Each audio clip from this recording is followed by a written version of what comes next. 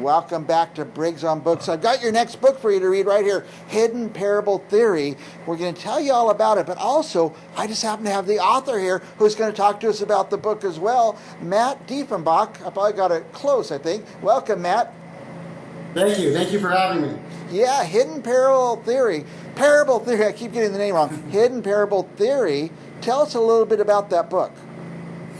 So the book's about a theory I came up with used to find codes in ancient artifacts, religious relics, historical documents that are derived from scientific concepts such as the golden ratio, and I use it to make interpretations of theological texts such as the Bible, but it's not limited to. Yeah. So for example, as the relics and artifacts, you can find these codes, these hidden parables in documents such as the United States Constitution, Declaration of Independence, Emancipation Proclamation. You can find them in illuminated manuscripts such as the Book of Kells and other religious relics such as royal regalia. Pretty much all over the world in artifacts you find these codes that are biblically based. Yeah. Now these, they call them patterns or codes? They're codes. They're called hidden parables. Okay. But there's basically a code that these codes you find in the Bible, but you also find in nature as well. So, for example, on the cover of my book, that's a sequence in the golden ratio where these biblical numbers show up. And what's interesting about that is the golden ratio has been like this classic example. There's this evidence of a divine creator.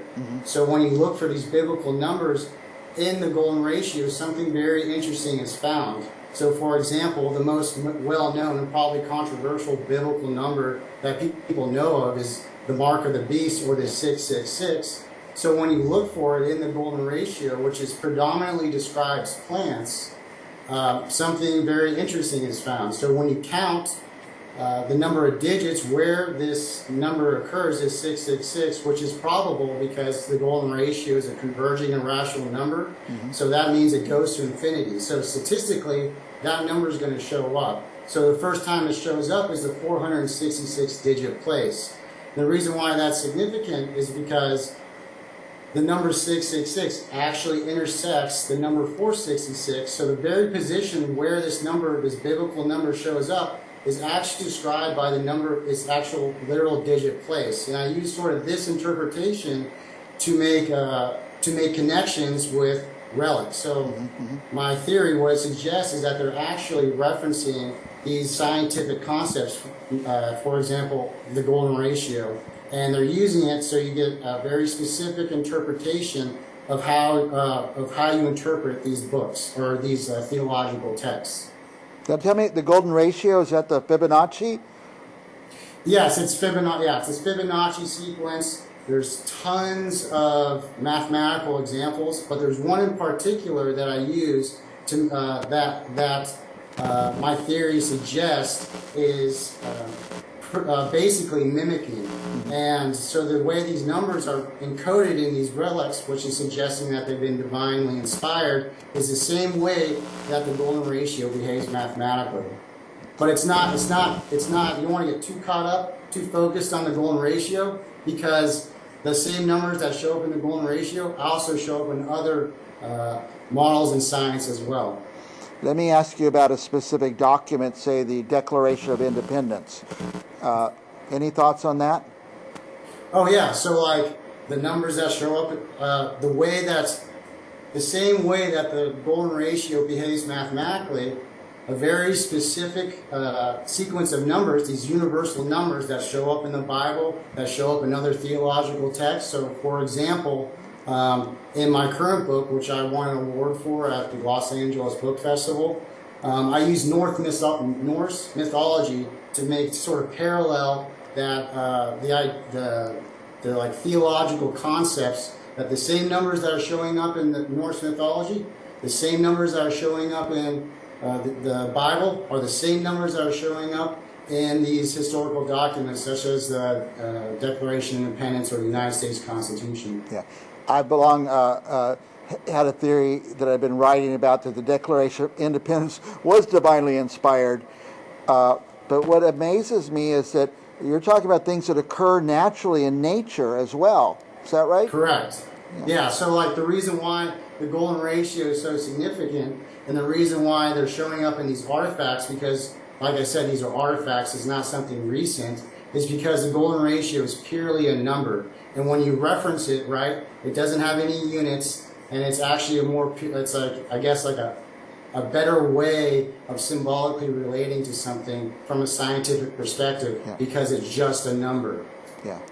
Amazing. Now, let me ask you this. Besides a nerd like me that's into these kinds of things, who's going to want to read this book? So anyone who likes, I guess, like the Da Vinci Code, because it's exactly like the Da Vinci Code, but it's not like a fabricated concept. It's actually a legitimate code. People who like archaeology, science, history, religion. Anyone who likes any of those topics would like my book. Yeah, that's almost everybody, Matt.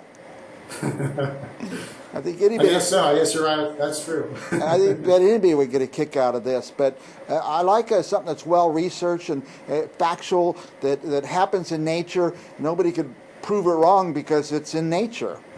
Exactly. And it would be hard to argue that the reason why these numbers are showing up in these artifacts and the reason why the numbers are showing up in nature are coincidental. And actually I do the probability calculations. And so like one of the big ideas I hit upon in my book is I actually use these connections with the golden ratio and these artifacts as sort of clues to interpret the Bible.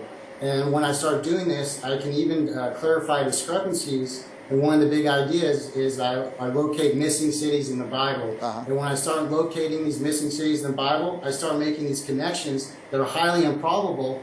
But on top of that, they also point right back to the same sequence of numbers that I'm using to find them. Any thoughts on music? Have you applied this to music? Well, I mean, I haven't got there yet. Now, we have your web address down on the screen for our viewers to see. What will they find if they go to your web page? So if you go to like my author webpage, it's pretty basic. It's just a basic author webpage. But I have some like pilot episodes on my theory that you can find on my Reddit page. I called my Reddit community page Ancient Codes. So there's a whole bunch of posts I have on like stuff that relates to my theory. So yeah, go and check it out. It's really fascinating. Yeah. Any big examples in there? The exciting examples that you could cite? Oh yeah, I mean there's tons. Yeah. I mean I don't even know where to begin. There's so much on it. I just like this is my second book. I really sort of just narrowed down the theory to the actual formula, and it all works out. And now I'm just like collecting research on it. And I have one book I'm currently doing research on, but I've kind of changed direction. I'm working on a sci-fi novel that I'm going to incorporate my theory into it. So it's going to be an encoded sci-fi novel based on my theory. Yeah. I'm going to put the cover up again, Hidden Parable Theory. Where can someone get this book? Go to Amazon. That's the best place you can get it. Yeah, and I try not to push one side over another, but I love to go to Amazon. You press a button, they don't even charge me shipping. The book shows up the next day usually. So yeah, pretty good theory. This is so exciting, Matt. And I'm going to read this book because that's just kind of stuff I like to read. I had not known your book was even out there, so I'm glad you contacted us and we got to have you come on the show. Any last thoughts for our viewers?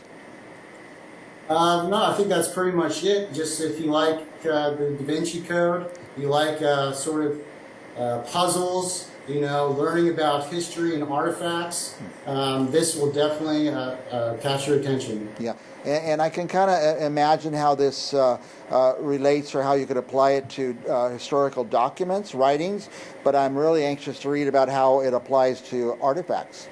So that'll be a... Oh, yes. Thank you. That'll be an eye-opener. Thank you, Matt, for coming on the show. And I want you to come back again and again because you're one of the most fascinating guests we've ever had. Oh, wow. I appreciate that. Thank you. All right, Matt. And for our viewers, stick around. We'll have another author right after this.